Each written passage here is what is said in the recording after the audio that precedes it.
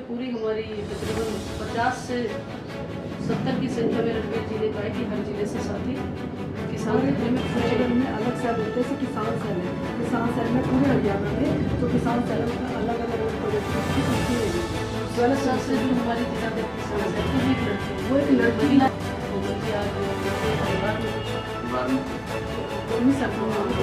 मदद से होगा हमेशा से ही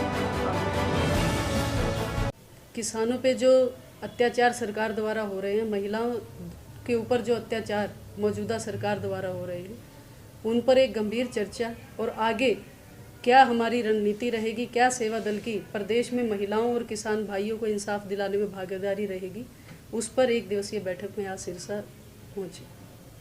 तो बैठक में किस तरह की आगे की जो रणनीति बनाएगी सरकार को लेकर के या सरकार के कार्यों को लेकर के? मौजूदा सरकार चाहे हमारे वो पीटीआई भाई बहन हो, चाहे जेबीटी को लेकर अब इन्होंने एक तानाशाही निर्देश निकाला हो, चाहे कंप्यूटर टीचर हो या एमबीबीएस की मेडिकल की पढ़ाई में इन्होंने जो फीस की बढ़ोतरी की है, हर तरफ प्रदेश में त्राही त्राही का माहौल है, हर वर्ग इनसे दुखी है। और सदैव ही एक नारा कांग्रेस सेवा दल ने दिया है कि पहले लड़े थे गोरों से, अब लड़ेंगे चोरों से।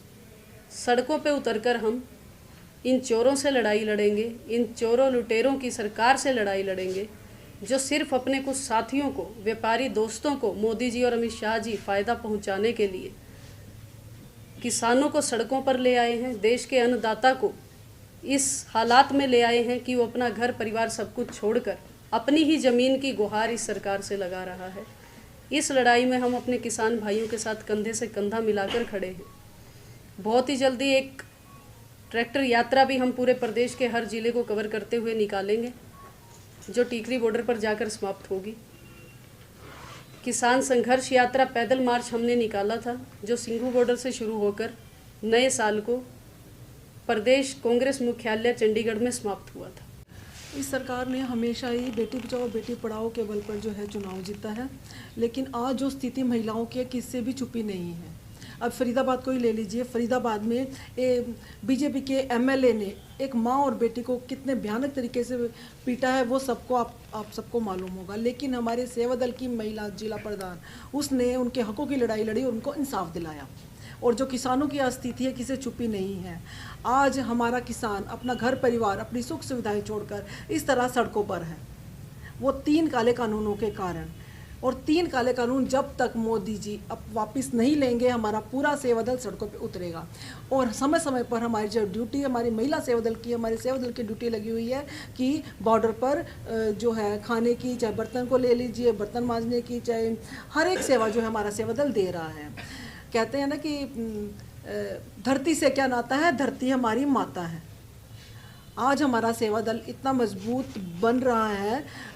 अगर हमारा सेवा दल मजबूत होगा तो हमारा देश मजबूत होगा, अगर हमारा देश मजबूत होगा तो हमारी पार्टी मजबूत होगी। इसलिए मैं आप सबको यही कहना चाहती हूँ कि अपनी पार्टी मजबूत करिए, अपने सेवा दल को मजबूत करिए। मैडम, किसानों के लिए किस तरह की लड़ाई हम द्वारा लड़ी जाएगी, महिला कांग्रेस की ओर से लड़ी जाएगी?